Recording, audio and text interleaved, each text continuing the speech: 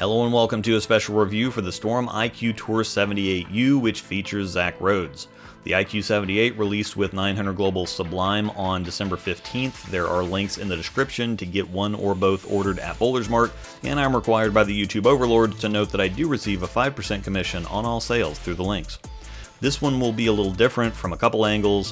First, we typically test on Kegel Chromium, but for this video we're on Kegel Alcatraz, which is a shorter, flatter pattern, which is where you'd expect to see urethane in action.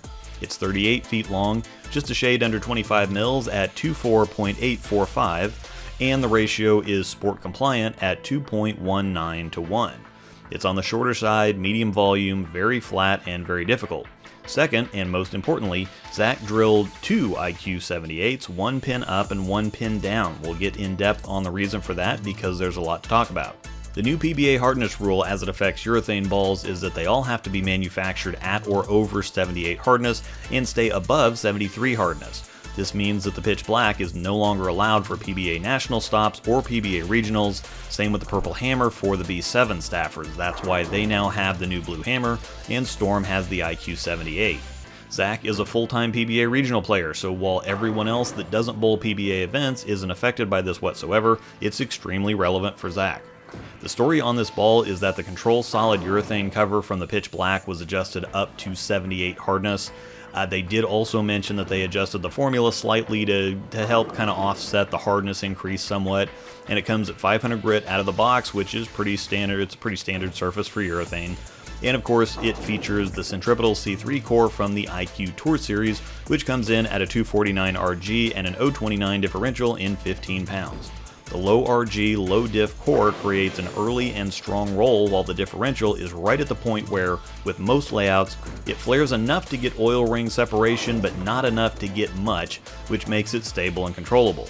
This urethane cover is very akin to traditional urethane, meaning it gets traction early and is very low response, so it's extremely smooth and controllable. The point of urethane is to get traction early on difficult conditions and be the ultimate in control to help keep you in the pocket when they're hard.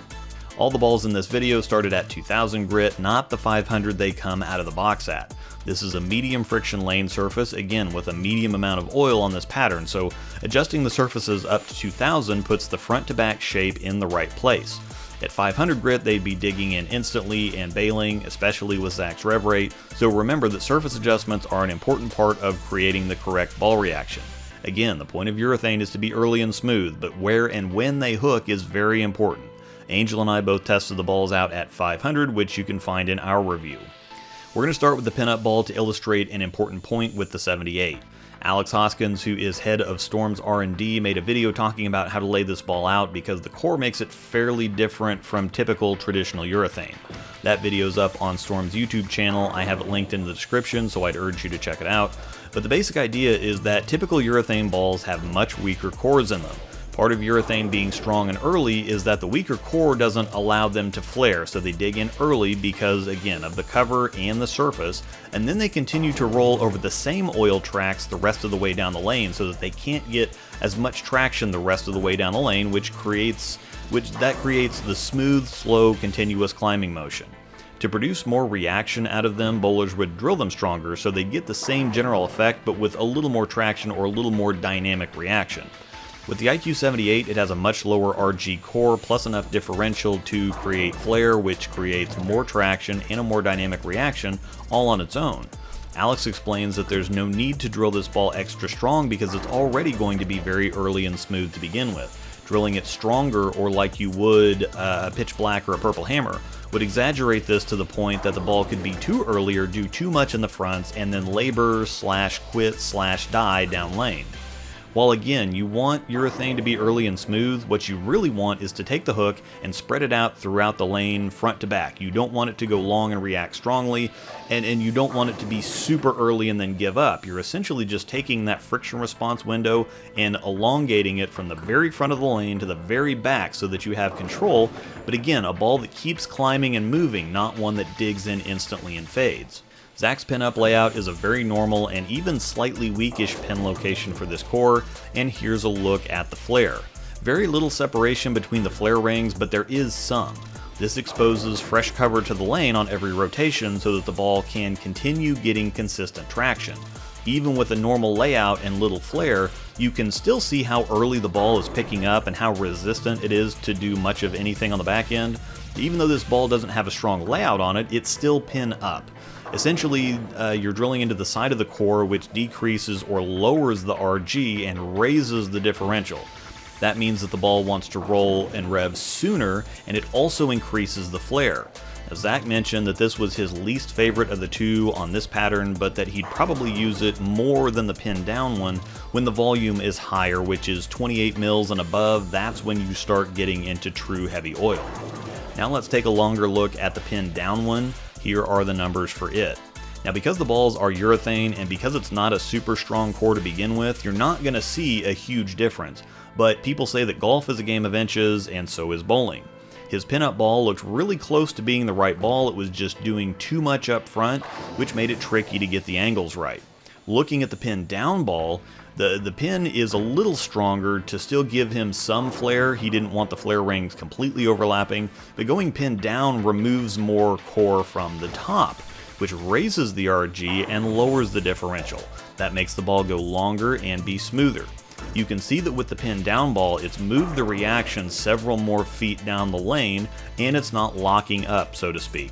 That allows Zach to roll the ball a little more and slow his speed down a bit, because now he doesn't have to worry about trying to push it through the fronts, while then also trying to get it to pick up and go through the pins the right way.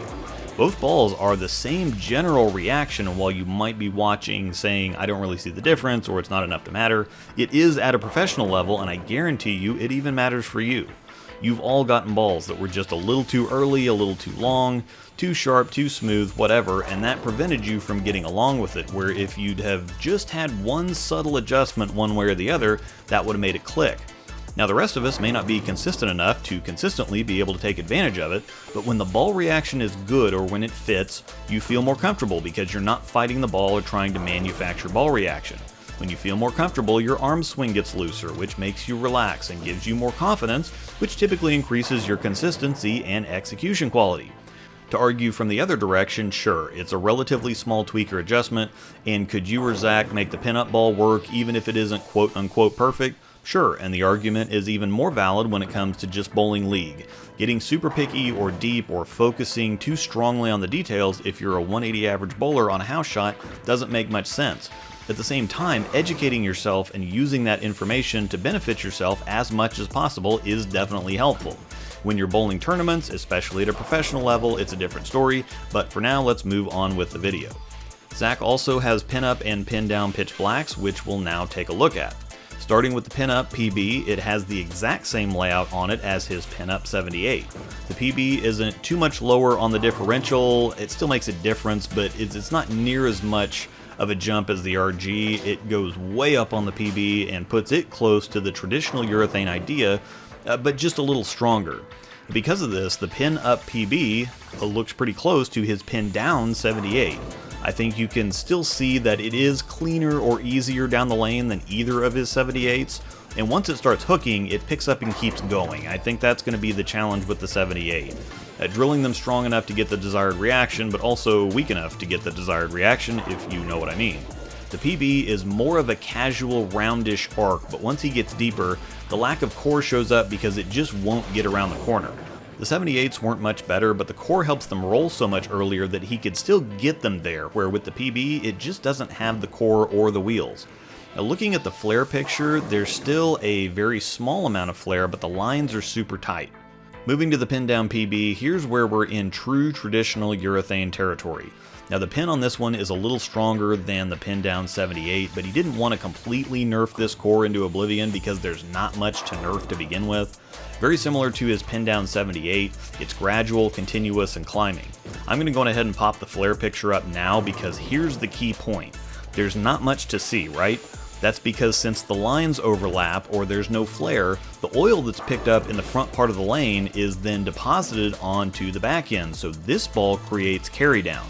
All of these photos so far have been a visual representation that flare, not urethane, creates carry down. With a ball that flares, the part of the ball with the oil on it doesn't touch the lane again, so how can it cause carry down? With a ball that doesn't flare, it's going to be rolling over the oil tracks as it gets onto the back end, so most of the oil on the ball will be put back down onto the lane. This is part of creating the true old-school urethane reaction, which is smooth and patient. There's no loss of momentum due to creating excessive friction or doing too much too early. Here are all 4 track photos. The pinup balls are on the left and the pin down are on the right. This is a great visual of how layout affects flare potential. The weaker the core, the less there is for the layout to change, so imagine the difference you could see on asymmetric balls.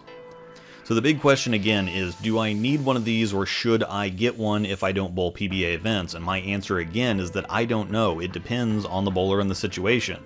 Like I said in Angel in my review, I can absolutely see some situations these could be used in and where they'd be more effective than the pitch black, and they might even match up better for some bowlers, period. Once again, the IQ Tour 78U was released on December 15th with the Sublime from 900 Global. The video is linked on the screen if you want to check that out. Down in the description are links again to Bowler's Mart that will get any of the balls featured in this video ordered for you, and of course don't forget my code ROSEDAL10 to get 10% off your order at checkout at CoolWick. Thanks for watching, and may the strikes be with you.